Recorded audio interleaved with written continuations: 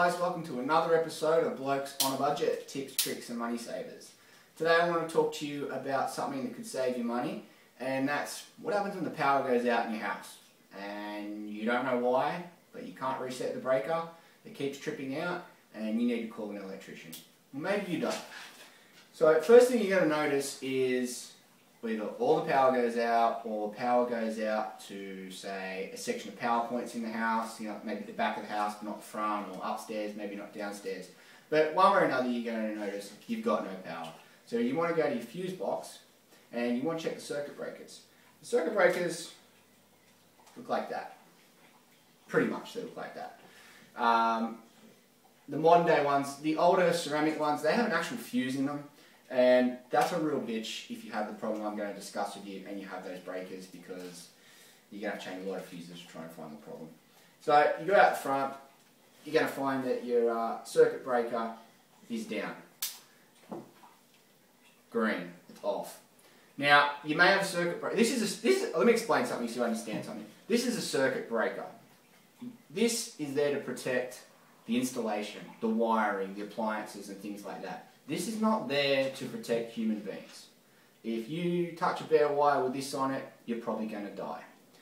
What we have nowadays is RCDs, residual current devices. And what they do is they detect the difference between the active wire, so the positive side of the wire, and the neutral wire, so the energy coming back.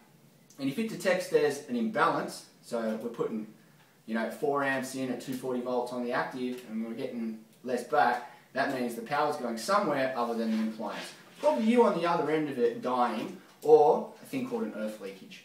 So that's a residual current device. Now they're fussy, so they'll pick up these problems in the house that I'm going to discuss real easy, and they'll trip out. And a lot of the time they're built into this, or there's a single standalone unit, safety switch, RCD, that protects the house. So what's residual current? Well, if I grab my toaster here, we have a 3-pin plug. We have an active, power coming in, we have a neutral, power going out. What's the third pin? Well, everyone knows that's the earth.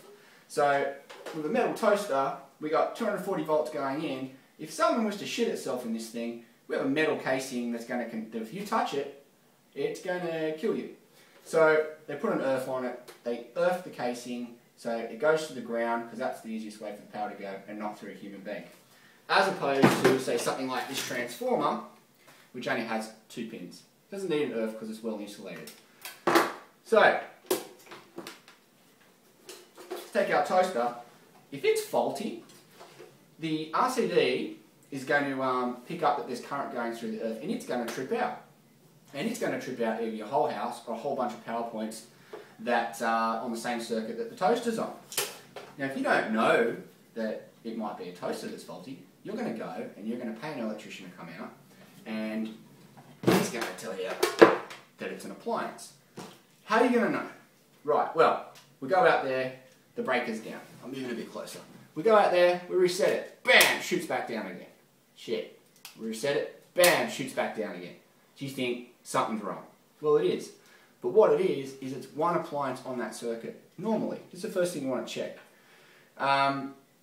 Also, while we're talking about breakers, another little tricky thing, sometimes these ones, when they trip themselves, they sit halfway, and you go to push them up, and they won't stay up. That's because it's sitting there. You've actually got to pull it down first, so you've actually turned it off, and then reset it.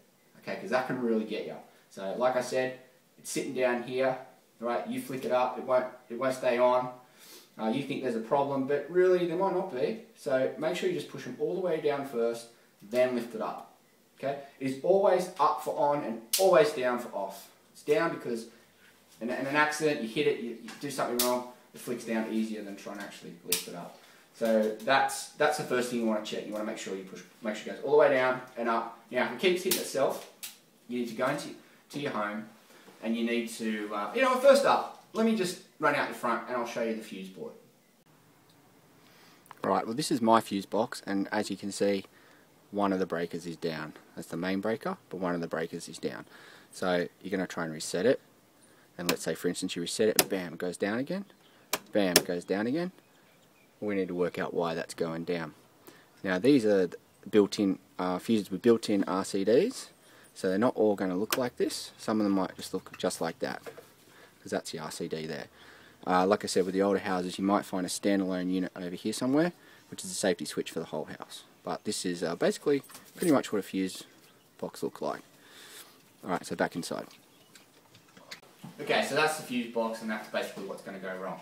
So what you want to do, you want to unplug pretty much every single appliance in your house, especially the 3-pin plug ones. Fridges, toasters, irons, washing machines, all that sort of crap is definitely going to have it, especially anything with a motor. You want to unplug all that. You want to go back out, and then you want to reset the breaker again. Now hopefully, if there's nothing wrong with the wiring of the home or anything like that, you've unplugged one of the shit appliances, and that will now stay on. So what do you do then? You have to go back in the house, plug everything in one by one, and wait to see when that breaks. When that goes down, you go, okay, so just plug the toaster in, boom, we've lost power. It's the toaster. Take it, throw it in the bin, go buy a new one, and you just save yourself a whole bunch of money for an electrician to come out and tell you that not only do you have to pay the electrician, but you need to buy yourself a new toaster. So that's how it's done. Now don't get caught by it, because it happens a lot. It's a real simple thing. Now remember, it could just be one breaker for one area of the house, or it could be the whole house. Just pull them out one by one and test it.